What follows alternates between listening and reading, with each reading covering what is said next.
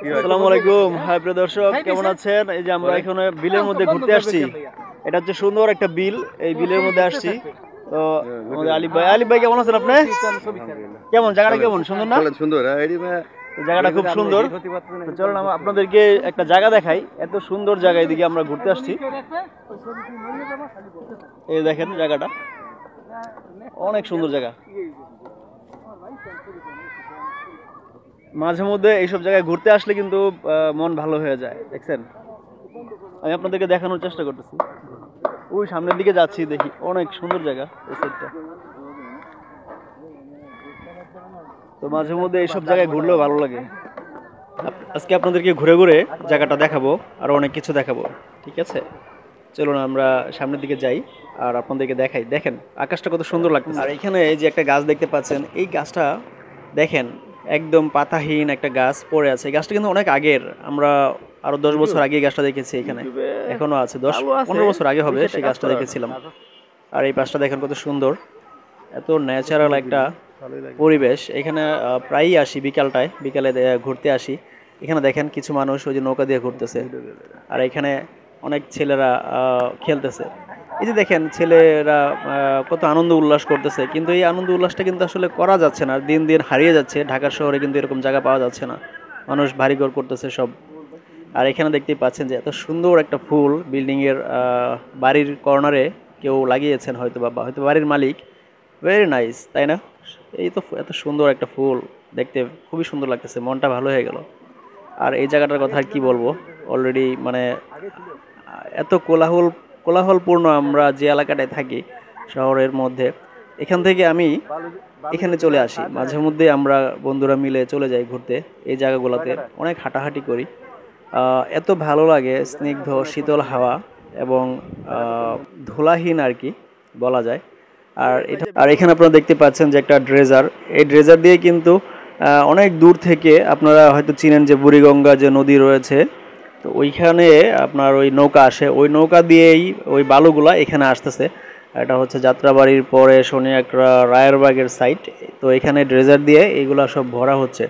তো এইখানে মোটামুটি একটু খালি জায়গা রয়েছে, যে জায়গাটা মনে করেন যে কয়দিন পরে আবার আর এরকম মানে খালি থাকবে না। আশেপাশে অনেক বড় বড় বিল্ডিং হয়ে যাচ্ছে।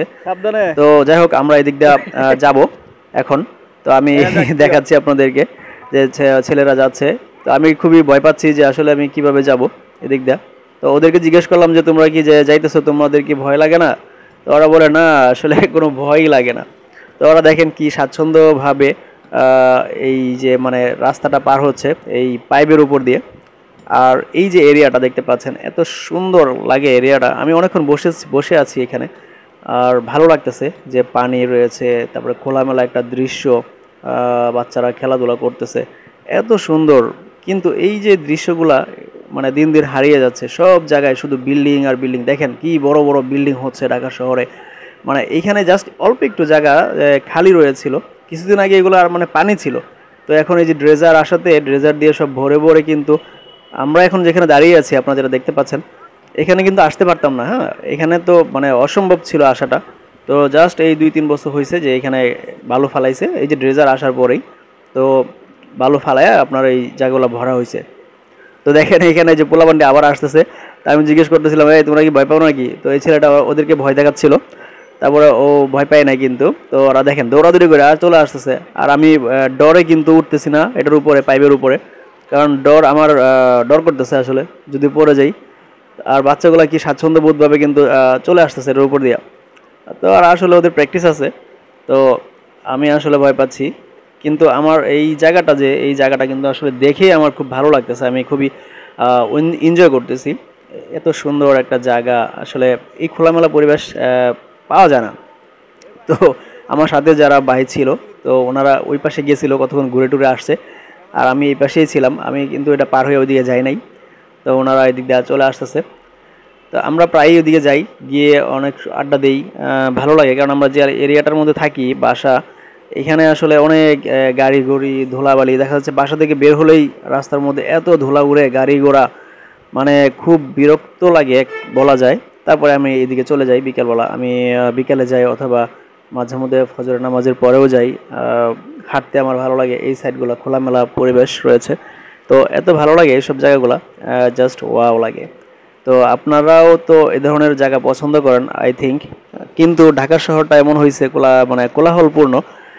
দিন দিন কিন্তু বাচ্চারা যে খেলবে সেই মাঠও নেই যে একটু খেলাধুলা করবে। দিন দিন কিন্তু মাঠগুলাও হারিয়ে যাচ্ছে। তো যখনই কোথাও মানুষ বিল্ডিং করার জন্য একটু জায়গা ভরে রাখে, বালু ফালায়, তখনই কিন্তু ওরা সেই জায়গাগুলোতে গিয়ে পাড়ি জমায়। ওরা কিন্তু সেখানে একটু খেলাধুলা করে। তো জাস্ট যত মানে কিছুদিন খেলাধুলা করার পরে দেখা যাচ্ছে যে জায়গাটা খুব সুন্দর হয়, তারপরে দেখা যাচ্ছে যে বাড়ির মালিক এসে বাড়ি করে ফেলে। আর এখানে ছোট্ট একটি বাবুকে ক্যামেরাবন্দি করে আপনাদেরকে দেখাচ্ছি। সে আসছে তার মা বা বোনের সাথে শাক তুলতেছে, তো ও এখানে দাঁড়ায় রয়েছে, ও কান্না করতেছিল। পরে ক্যামেরা যখন ধরলাম তখন আর কান্নাকাটি থামাই দিছে।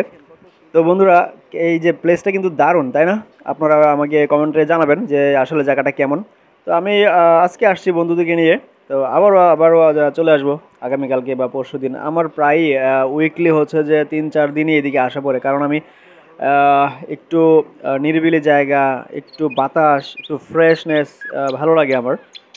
তো বন্ধুরা, আশা করি আমার ভিডিওটি ভালো লেগেছে। আর ভালো লাগলে থাকলে তো কোনো কথাই নেই, লাইক শেয়ার কমেন্ট করতে ভুলবেন না। আর আশা করি আপনারা এই ধরনের যে জায়গাগুলো যদি আপনারা পান একটু খোলামেলা পরিবেশ, তাহলে অবশ্যই আপনারা ঘুরে আসবেন এইসব জায়গা থেকে। ঠিক আছে? তাহলে মনটা কিন্তু একদম ভালো হয়ে যাবে, ফ্রেশ হয়ে যাবে। আর অনেক সময় কিন্তু এই ধরনের জায়গাতে গেলে মন এমনিতেই ভালো হয়ে যায়, ভালো লাগবে।